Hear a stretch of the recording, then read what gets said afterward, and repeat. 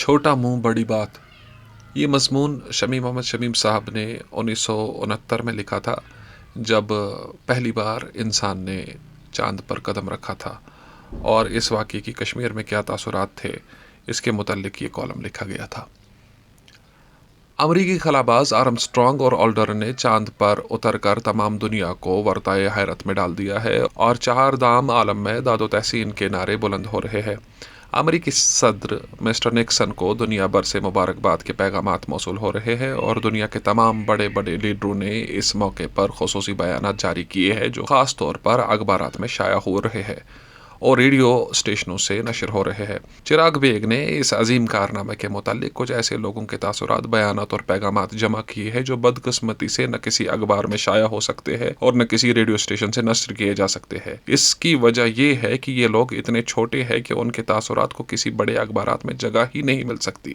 اس لیے تیسرے صفحے کے کچھ کالم ان تاثرات کی اشاعت کے لیے وقف کر رہا ہوں کہ بڑے آدمیوں کے ساتھ ساتھ چھوٹے آدمیوں کا رد عمل بھی تاریخ کے سینوں میں محفوظ ہو جائے۔ Abdul Ghani of Paramount hair cutting سلون۔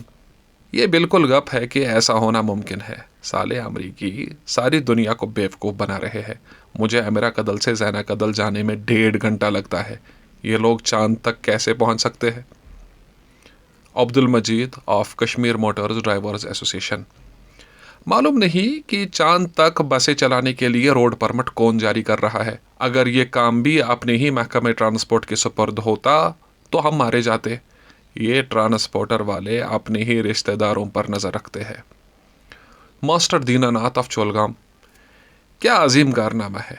اتنے بڑے کارنامے کے لیے تو پورے 1 ہفتے کی چھٹی منانی چاہیے۔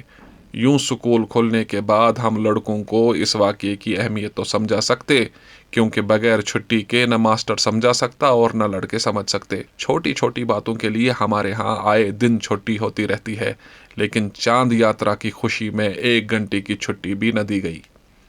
مولوی نیاز احمد آف کنیکدل۔ اس میں تعجب کی کیا بات ہے؟ 1300 سال پہلے قرآن شریف میں اس کا ذکر آیا ہے۔ کم بخت انگریز بڑے چور ہے، انہوں نے یہ سارا راز قرآن حکیم سے چرایا ہے۔ خدا تعالیٰ قرآن شریف میں ارشاد فرماتے ہیں، پنڈت جوتشی رام آف چنکرال محلہ۔ ایک طنزیہ ہنسی ہنس ہنس کر بے وقوف لوگ یوں خوش ہو رہے ہیں کہ جیسے آج پہلی بار انسان چاند پر اترا ہے۔ ارے کم بختو، وید اور شاستر پڑھو تو ہمیں معلوم ہو جائے گا کہ آج سے ہزاروں سال پہلے یہ کام ہمارے اوتاروں نے انجام دیا ہے۔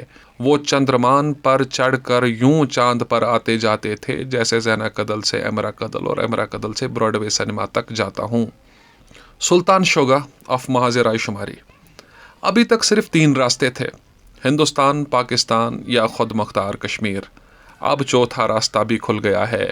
اب ریاست کے 40 لاکھ عوام کو یہ حق حاصل ہونا چاہیے کہ وہ چاند کے ساتھ الحاق کے سوال پر بھی اپنی رائے ظاہر کرے، اور بیگ صاحب میری بات مان لے تو آنے والے پنچایتی انتخابات میں چاند سے الحاق کا نعرہ بلند کرے۔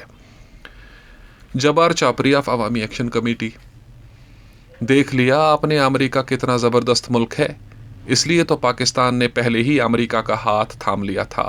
اب خدا کے فضل سے امریکہ کشمیر کو ہندوستان سے آزاد کر کے پاکستان کے ساتھ ملانے کے لیے جلد ہی اپنے خلاباز بھیج رہا ہے۔ خدا تعالیٰ امریکہ کو سلامت رکھے اور اس کا سایہ پاکستان پر ہمیشہ موجود رہے۔ رحمان طوطا آف نیشنل کانفرنس زیر قیادت بخشی غلام محمد۔